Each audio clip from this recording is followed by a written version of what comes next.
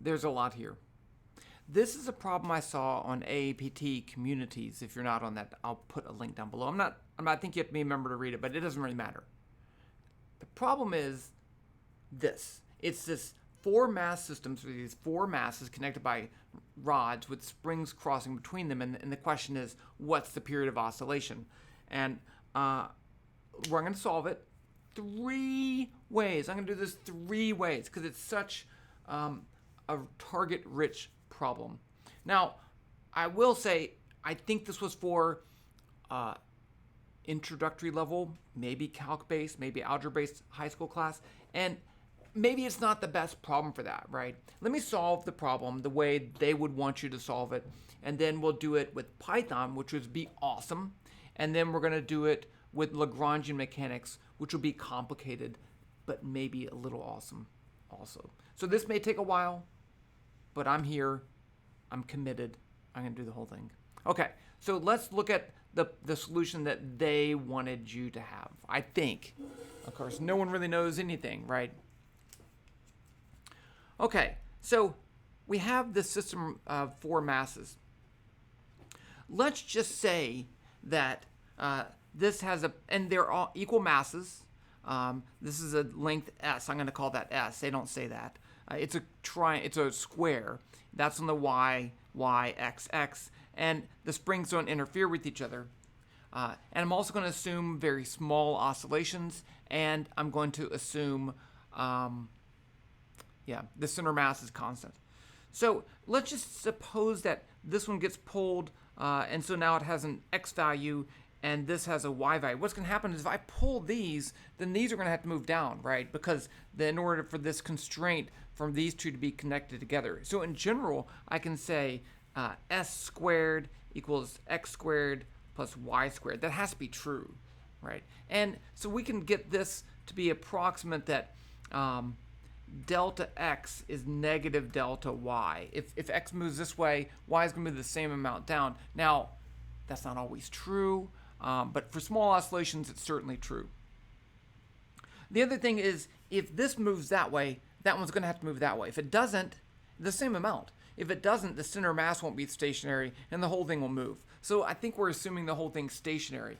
And with that, we can write down the kinetic and potential energy. So the kinetic energy is going to be equal to, let's say they're all moving with the same velocity, right? Because if this has a velocity v, if I take the derivative of this, then that one's going to have, and they have the same, actually according to this, they're going to have equal and opposite velocities. They have to. So they're all moving with the same speed. I'm going to write this as 1/2 times the mass, which is 4m, times the velocity squared. Now what about the potential energy, U? Well, again, so I have all of the springs have to be stretched the same amount, right? Because delta x is negative delta y. So if this is stretched, those are compressed by the same amount. But if we deal with, I'm going to write it as a simple spring. We'll use more complicated springs later. Then if this is stretched delta x, then the stretch of the spring is 2 delta x. So I actually get 1/2 k 2, let's just call this x, even though it's delta x, squared.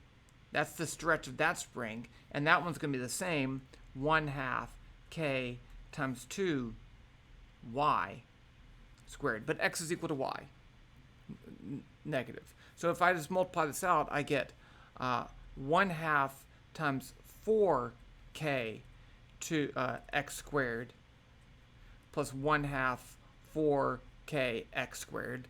And I can write that as 8.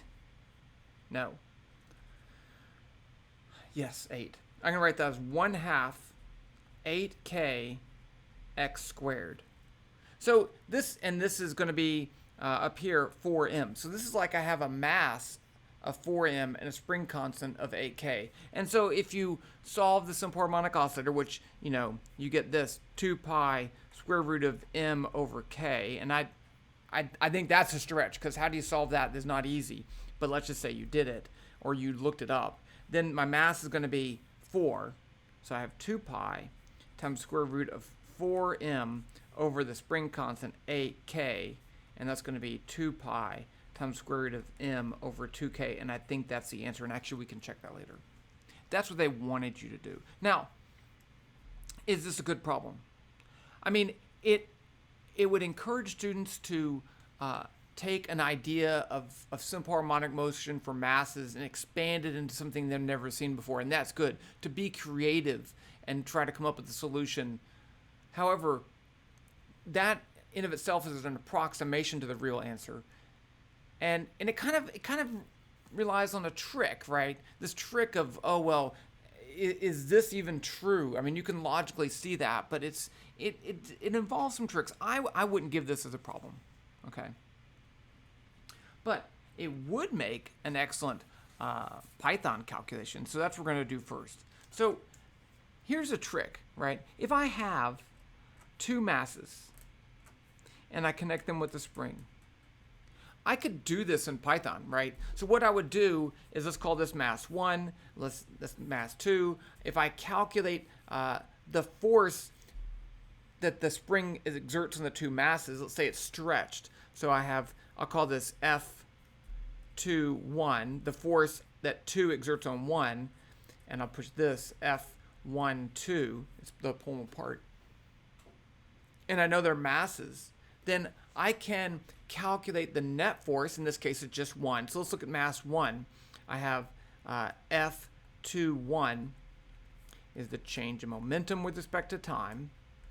And if I break this into short time intervals, I can assume this force is constant, even though it's not. So this is going to be equal to P1, 2 minus P1, 1.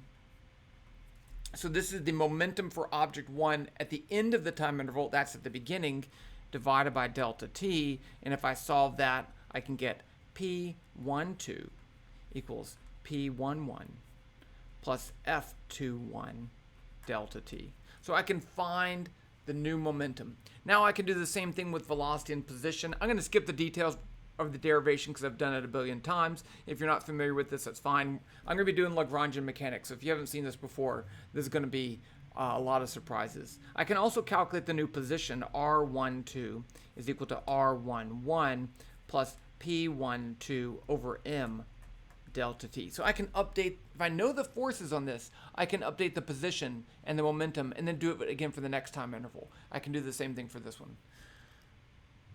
But how do I deal with a stiff rod, right? How do I deal with a situation like this? I can do that. I can even do this. But how do I deal with that? Well, one way to deal with these forces of constraint, and that's what this is a force of constraint. And the problem is, if it's a real stiff rod, an ideal stiff rod, you can't just calculate the force. The force is whatever it needs to be to keep these a separate distance apart. But what I'm going to do is just make this a spring, but a very, very, very stiff spring. So these will be normal springs, and that will be a super stiff spring. And then I have 4 masses and 6 springs, and I can just calculate the net force on this mass due to all the positions and update the momentum. Calculate the force in this mass due to all the masses and so forth. Now, we do need a couple tricks here. One is, how do I calculate the force? So the key is, these are going to be different spring constants in the middle. So how do I calculate the force that a spring exerts? Here's what I'm going to do. I'm looking, I don't want to get this backwards, so I'm going to look at my notes here. So I'm going to say, let's call this 1 and 2. The first thing I'm going to do is to calculate the vector. I'm going to call this vector 1, 2. It's the vector from 1 to 2. And then I can calculate the force as F1,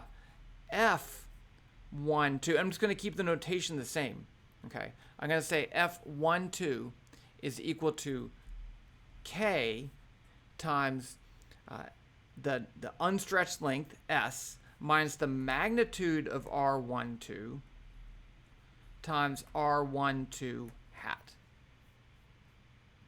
And that will allow me to calculate the force that 1 exerts on 2. And you got to be careful about the sign. I get that sign wrong all the time. If you have the wrong sign, things blow up and that's fine.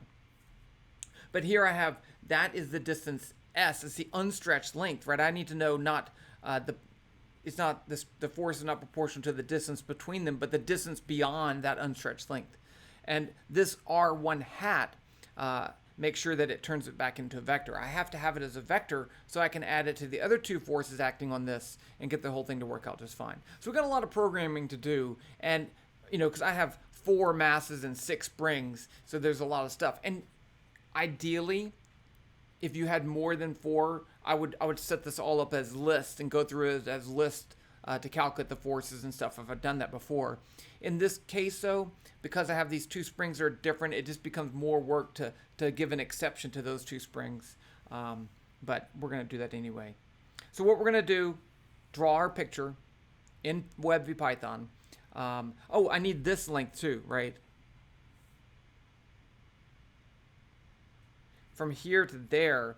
So this, if this is S, that's going to be S over the square root of 2 because it's a 45-degree triangle. So this is going to be twice that. So that's my natural length for those 2. So these 2, I'm going to have a different spring constant than those 2 right there.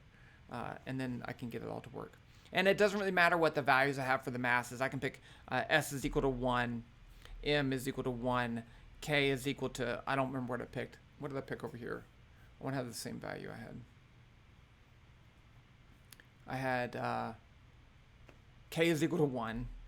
And then the other spring constant, I'll call that K2. I had that equal to 50,000. I don't know where I got 50,000, but we can try changing that up and see what happens. And it'll be a lot of fun.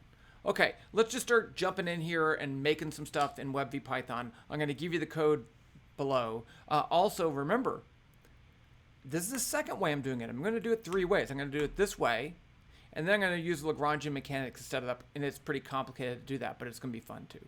So let's just go ahead and do this one next. Okay, so here I am, Web VPython. I don't need that anymore. I need this. Okay, so I've already got some stuff in here. I like to do that. Let's see, I want to make this even bigger. There we go. That's what I want. Big. Okay, so I have S, the distance between the masses. I have M, I have K, I have K2, and then this is SO. I don't remember what I did right there. That's like the initial position. I think I just used that. That's for something else. Okay, that's fine. Let's just make our 4 masses. I'm going to call them B1. It's a sphere. Position. It's going to be... So this is important too. Let me switch to the paper really quickly. Let's draw a little map because I'm going to get confused. Okay? Because I have all these different springs to deal with. So I'm going to draw a map here.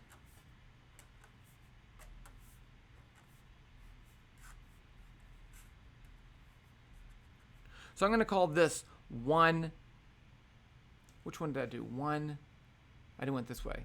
It doesn't really matter. No, I actually did. This is 1. 1, 2, 3, 4. So I'm going to calculate. I'm always going to go this way for my R's. And then I'll go this way and that way. Okay. But I'm going to need to keep an orderly system of how to deal with everything. Otherwise, I'll get confused. And I can easily get confused because it's me. So let's call this first one on the y-axis. So vector 0. I put S0. Yeah, right. S0, right? Because doesn't have an S value. The S is the distance between the 2 masses. So that's S0, 0. And let's give this a radius of S over 10 and color equals color.yellow. That's what I'm going to do. Okay, now I'm going to copy this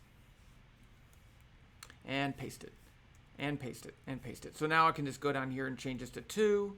Now the second one is in the X direction, so that's right here, 0, 0, and that's all I need to change. Now over here for the next one, the third one is in the negative Y direction, and then the fourth one is in the negative X direction. Now, of course, you want to run it, see if it works as you'd expect, and let's do that. Okay, so there's my 4 masses. Good. Now I'm going to make the rods, the parts that stick them together. So again, I'm going to go 1 to 2, 2 to 3, and 3 to 4, and so forth like that. So let's call this rod 1. It's a cylinder position is going to be B1.pos. It's going to start there. So its cylinders have a starting position and then an axis that goes from the start to the end. So the axis is going to be equal to B2.pos minus B1.pos. And then for the radius, I'm going to put this at S over 50. Let's just run that one to make sure it looks okay. Oh wait, that's 1 to B1, B2, B3. Oh, that's B. That's why. That's B4. See, this is why we run things. Okay, run. Okay, so that looks good. I can make my other 3 by just copying this and changing it. So B2 is going to start at 2 and go from 2 to 3. And then 3 is going to go start at 3 and go from 3 to 4. And then the last one starts at 4 and then goes from 4 to 1, right? It completes the circle. And let's see what that looks like. Nice. Okay, now I'm going to make the springs. I'm going to call this spring 1.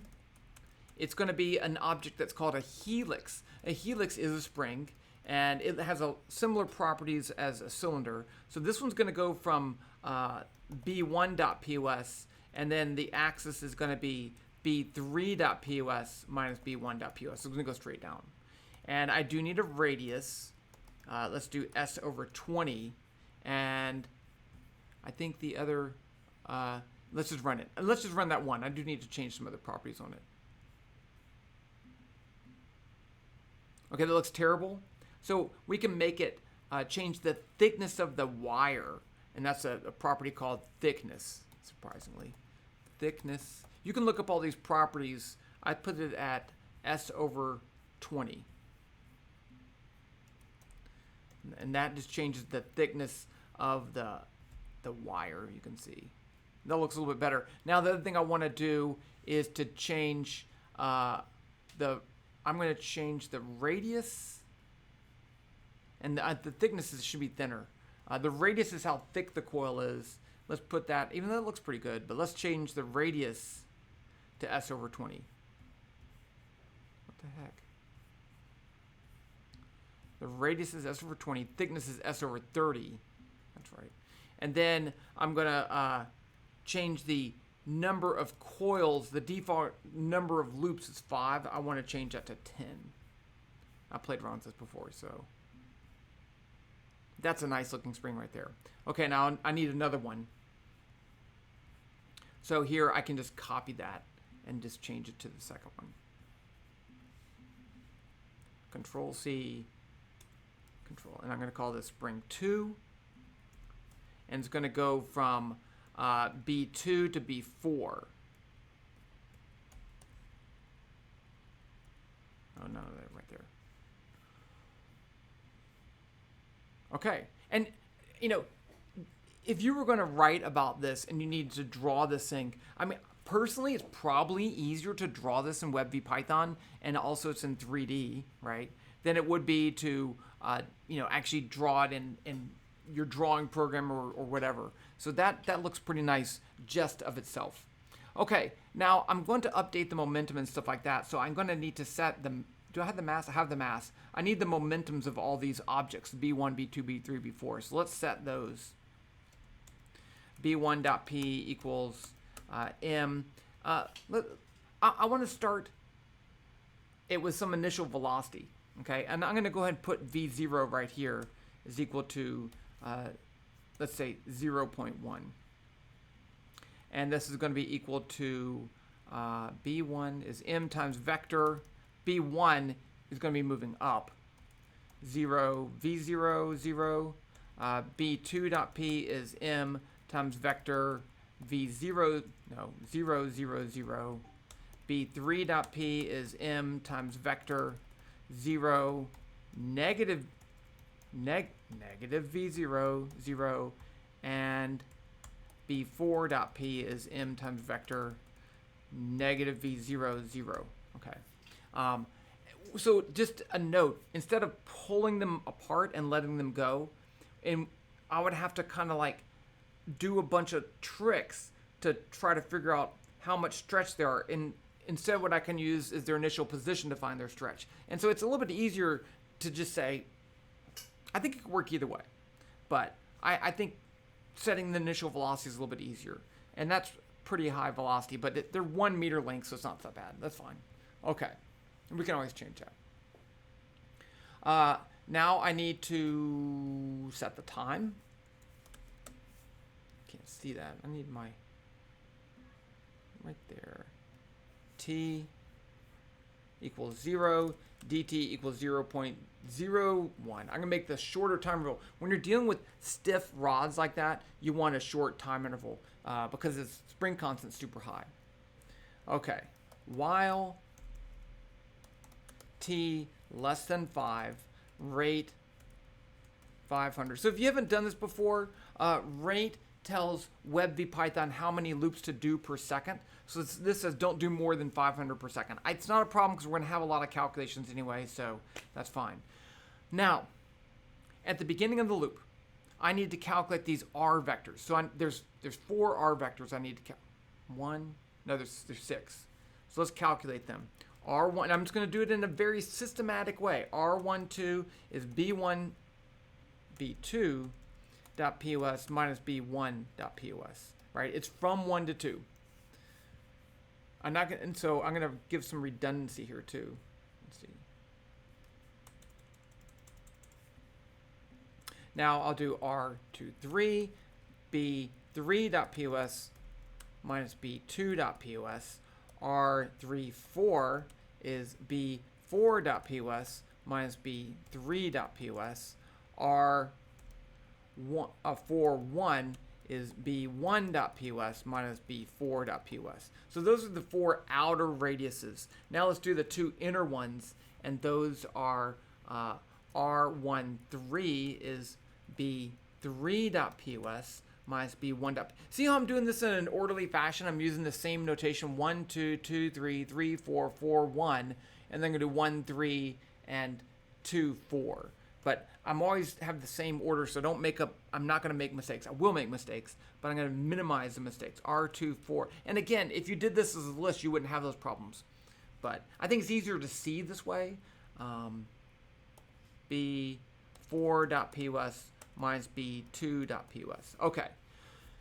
Now, I'm going to calculate the force from each spring. And so remember, each spring has, if I calculate the force that 1 exerts on 2, the force that 2 exerts on 1 is the same thing. So I'm going to calculate all those forces.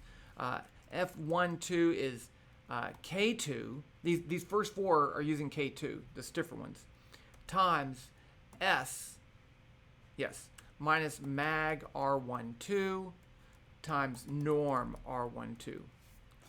Okay, you see how that works? Maybe that should be a little bit bigger. Okay. So that, now I don't need to calculate 2, 1. It's just the opposite of that. And I will go and do F23. See, I'm in autopilot mode here. I can just type this stuff, and I'm actually, let's just copy that.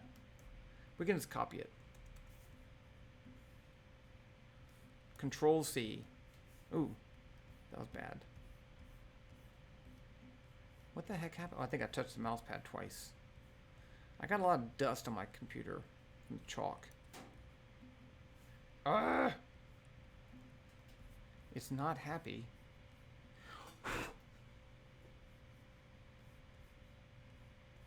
Maybe it just says don't copy and paste. Control C. Control V. Okay.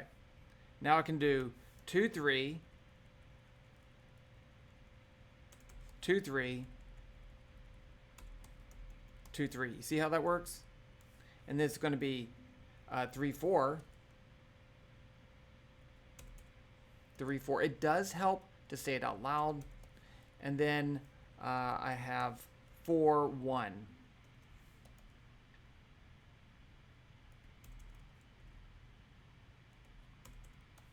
Okay, now let's do the next one right. it goes along with these. So I have 1, 3. So this is going to be 1, 3. And this is just K now.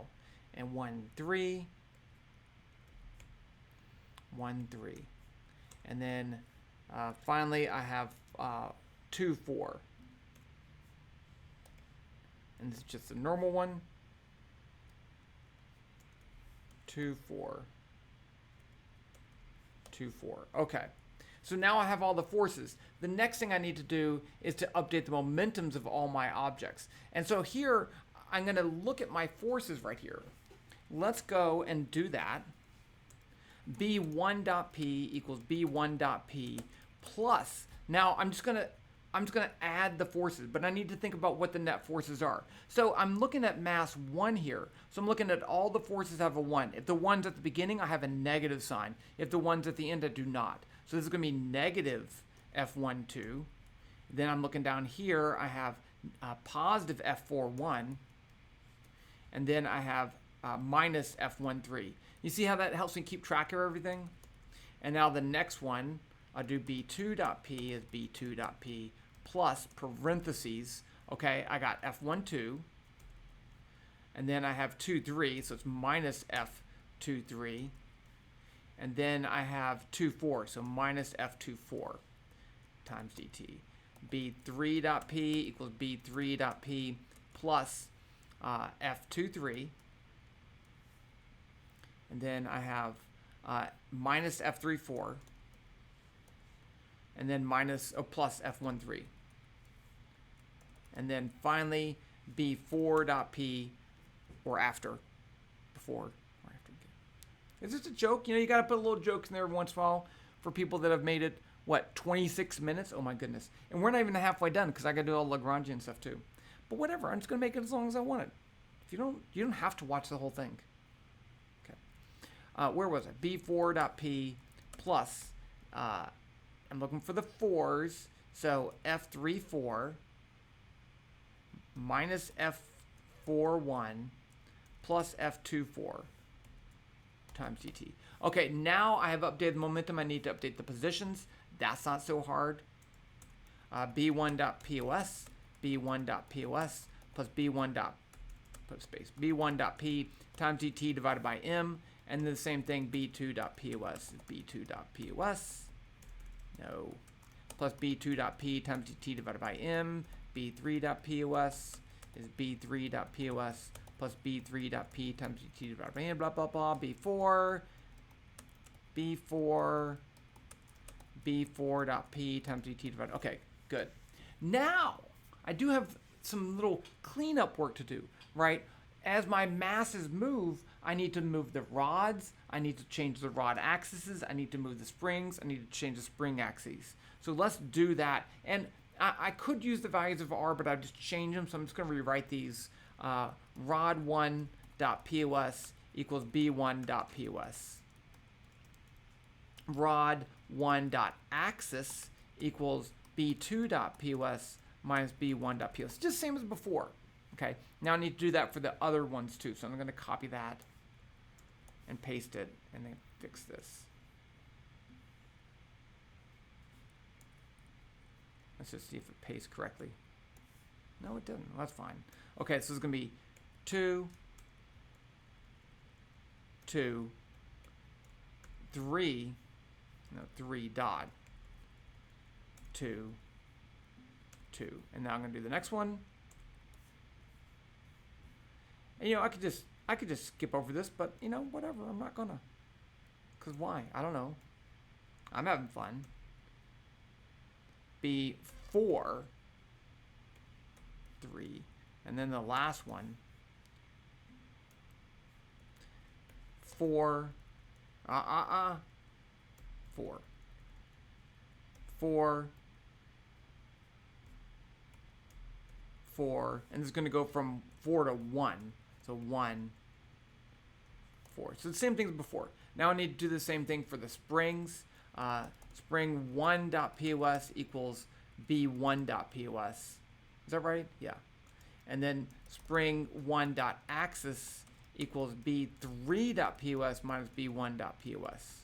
And then spring 2.pos is B2.pos spring 2 dot axis equals b4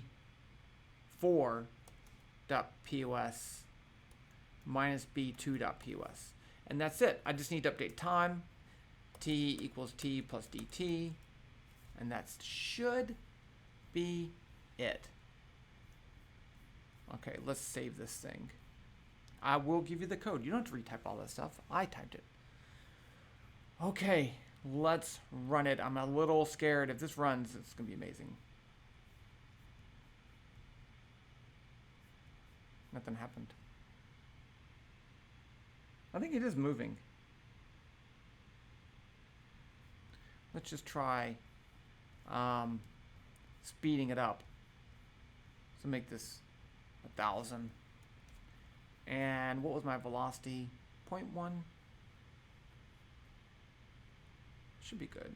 Let's see.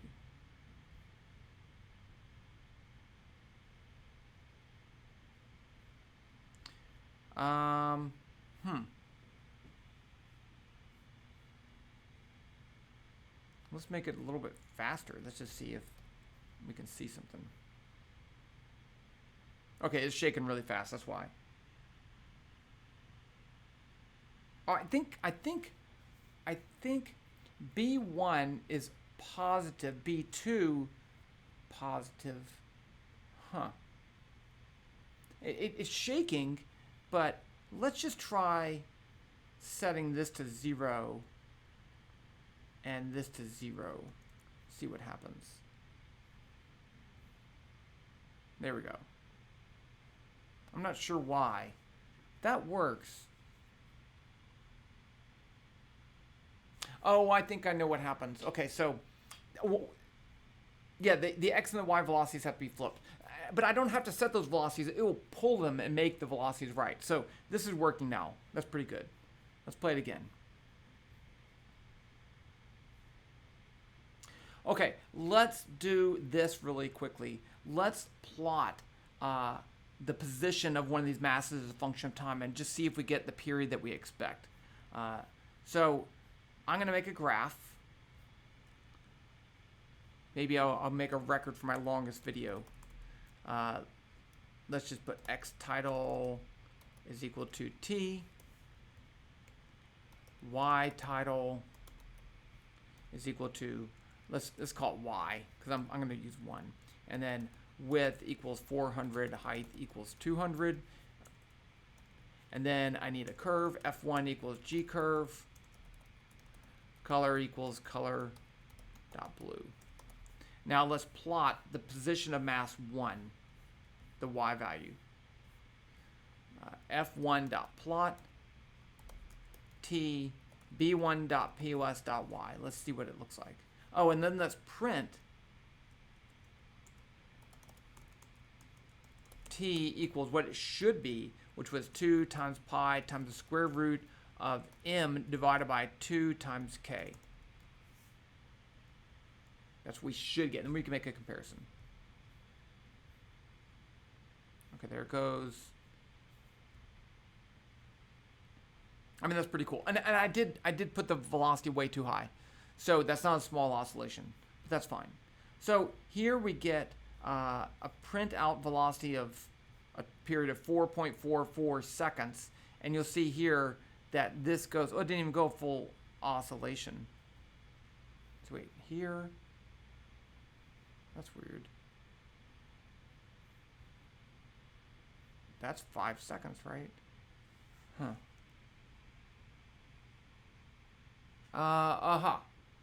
Wait, I think I messed up the, I think I was remembering, think about this. Over here, yeah, the force, S. This is not S. These are not S's. These are the spring. The length of that is going to be 2 times S0. Right? Because they're S0 above and below, and the length of it is twice that.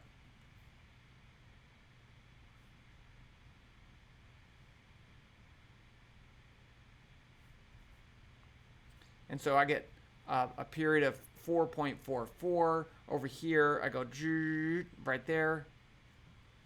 Pretty close, right? So it does work, even with a very large amplitude of oscillation. So let's save this because it's awesome, and you're going to have it. Now we need to do the other way, do this with the Lagrangian mechanics. So if you're not familiar with Lagrangian mechanics, remember that we have to first say how many degrees of freedom do we have, right? Because that tells us how many variables we need to have. And let's just go back over here and look at our picture, because you can see that I only need 1 degree of freedom to describe this whole situation. I only need the position of one of these masses. We could call it x, right? X tells me everything. If I know the x position of this, I know everything. And then I just need equations of constraint so I can write the kinetic energy and the potential energy. Maybe we should just get to it. So let's switch over here to paper.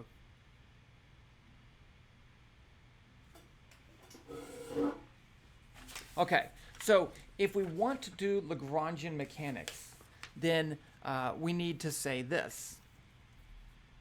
The Lagrangian is T minus U. And now here that's T is the kinetic energy. That's what we use for kinetic energy.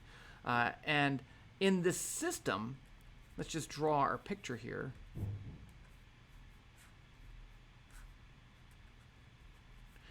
This is my value of x, and then that's my value of y, and I need an equation of constraint. And so, and again, the y's have to be equal and opposite, and the x's have to be equal and opposite in order to keep the center mass constant. So I can say s squared equals x squared plus y squared. Now I can write the kinetic energy in terms of x and y, and the potential energy in terms of x and y, and then I can do a substitution. So let's just write the kinetic energy. T is going to be the total mass in the x direction is 2m. So I'll write this as 1/2 2m x dot squared. And just a reminder, x dot is equal to the derivative of x with respect to time. Y dot is the derivative of y with respect to time. And then x double dot is the second derivative. And so I have two terms. I have plus 1/2 2m y dot squared.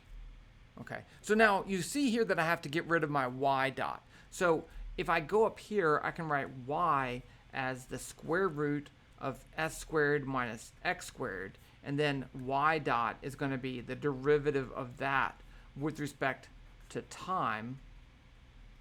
And it's not an impossible derivative. You can do that, and you get it in terms of x dot, but I'm not going to do it because it's going to get messy. Okay, I'm going to do it with Python, and I'm going to show you how to do that. So that's my kinetic energy term. I can write that as just m x dot squared plus m y dot squared. Now what about the potential energy? The potential energy, I do need to know this I'll call it S0, right? The initial position, because the potential energy depends on the stretch or the compression. So this distance, I can just go from the middle. The spring is going to get stretched twice the value of x. So I can write u as 1/2 and then k. And then the stretch is going to be equal to 2x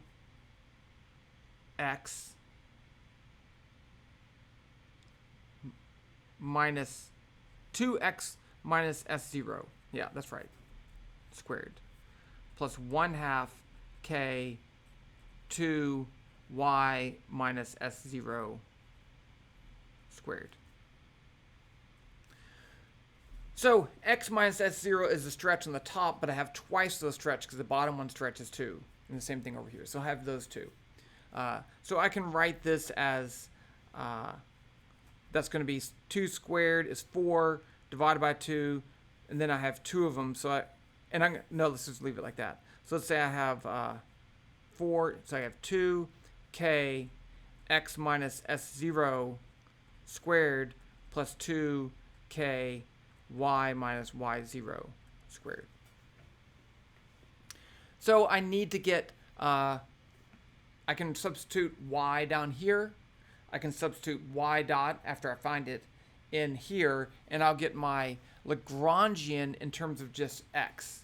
And then from there, just as a reminder, I can say the derivative with respect to time of the partial of L with respect to x dot minus the partial of L with respect to x is equal to 0. That's my Euler-Lagrange equation. From that, I can get, hopefully, x double dot as a function of time, and then I can model the whole thing. That's my goal. I want the second derivative. But you can see right here that, like I said, that's not impossible to do, but then when you square it, when you plug it in there, when you plug this in, and then you have to take the derivatives again, not going to do it. Just not gonna. Okay. So instead, let's do this with sympy. And I'm not really great with sympy, so it's good for me to practice too. So switching to the computer, sympy is a symbolic module, a module for symbolic algebra and derivatives. So we can do all our derivatives in Python, and it can help us with that. Okay. So the first thing, I'm in Jupyter Notebooks here. You could do this on Google Colab too, but I'm going to do it here. The first thing is just to import sympy as SP. I always like to run that separately just to make sure things are working. Check it is. The next thing is I need to define my initial variables. I need to say what variables are going to be symbolic variables.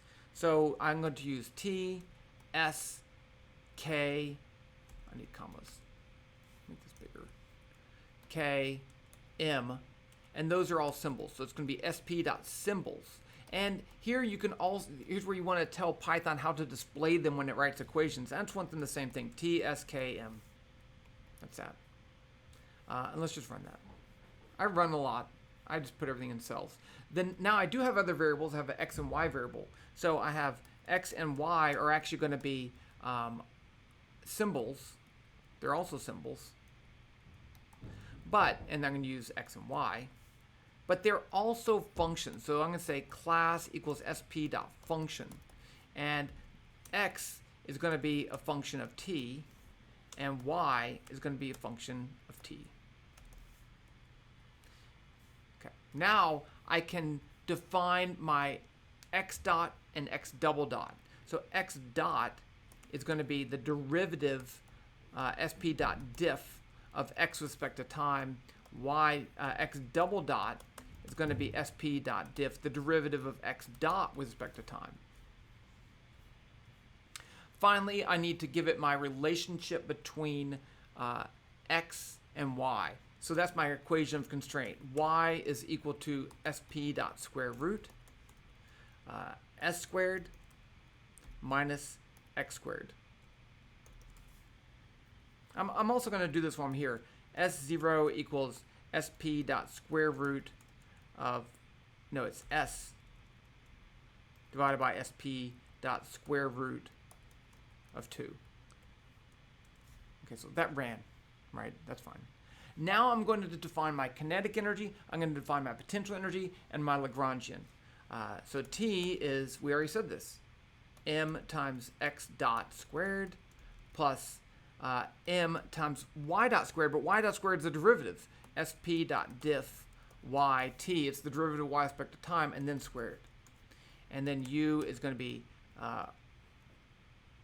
2 times k times x minus s0 squared plus 2 times k times y minus s0 squared.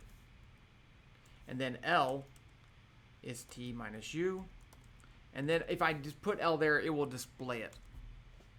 So it ran and it gave me my Lagrangian. And you can see why I didn't want to do this. Yes, that's x dot, but then you got to square it. But you see, it's just already a little messy. I mean, it's not double pendulum messy, but it's messy. Okay, so what do we do now? Now we want to create the Euler-Lagrange equation.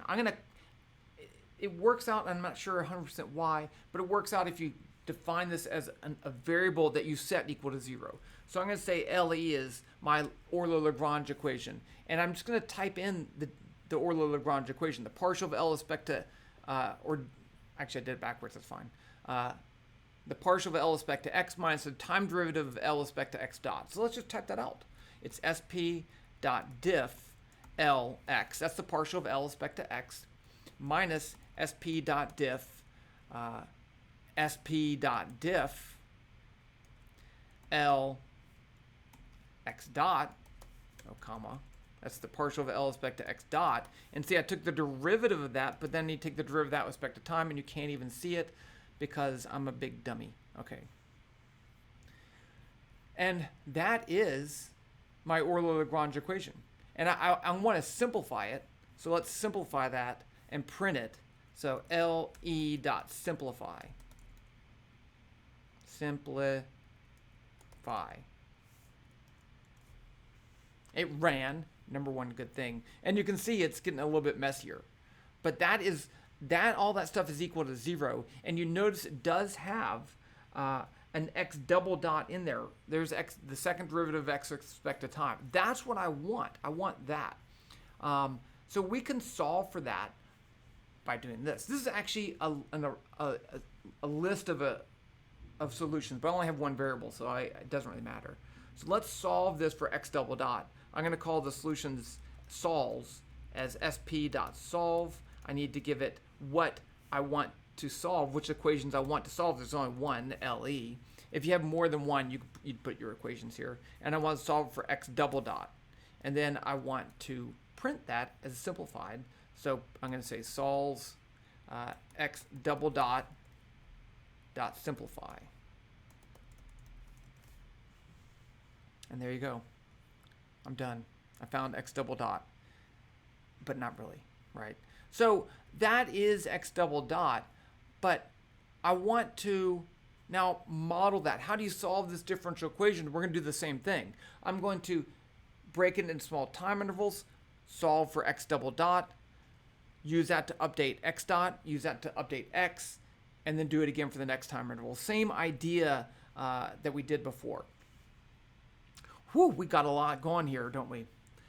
So I want to enter this as a function in Web V. I'm going to switch back to Python, Web VPython, and plot this. I want to plot this solution. I think I could do it in the same program. That'd be kind of fun, don't you think? Yeah, let's do it in the same program. And that way we can plot the two solutions right next to each other and just see what happens if they agree. Yeah, that's what I'm going to do. Okay, so here is my oscillator. Let's go ahead and make a second plot. F2 equals G curve, color equals color dot red. And then down here, I'm going to plot it in the same loop, right? But I do need my x. I need x. X is going to start out as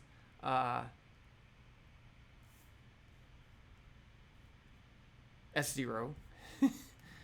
I need my initial x dot. X dot is going to be V0. Right, that's what I had before. But other than that, I don't need any other variables. Let's just jump down to the end of this before we plot it. And what I want to do is to calculate x double dot. And I'm going to use that. I don't know what that is yet. But once I do that, I can say x dot is x dot plus x double dot times d, dt. And then update my x. X equals x plus x dot times dt. And then I can plot it. F2 dot plot tx. And that's it. But I just need to enter in that equation, that messed up equation for x double dot. So let's do this down here by printing. I'm going to show you a trick, and this is not the best way, but I like doing it ways that make sense. Print the solution of x double dot, solves x double dot, dot simplify. And there's my thing, that's my solution. I want to enter that code into Web VPython. So I'm going to just copy this whole thing. And if you think this is barbaric, I don't really care. Okay. And now I'm going to open a text editor. Do I have one? Text edit, that's good. There's a text editor.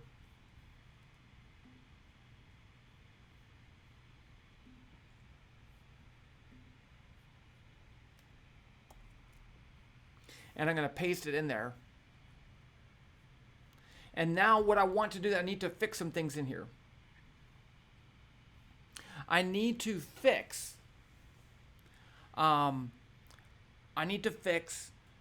has x as a function of t. I want it to have x. So I'm going to highlight this whole thing, find x, t, and replace with just x.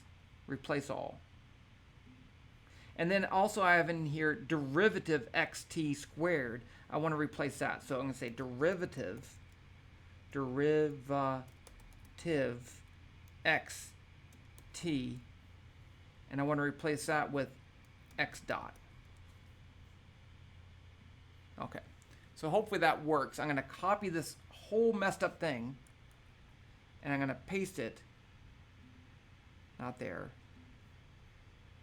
here. And I don't really even care. If this runs, I'm going to be happy. If it doesn't run, I mean, this 51 minutes already. It's got to work, right? It's got to work.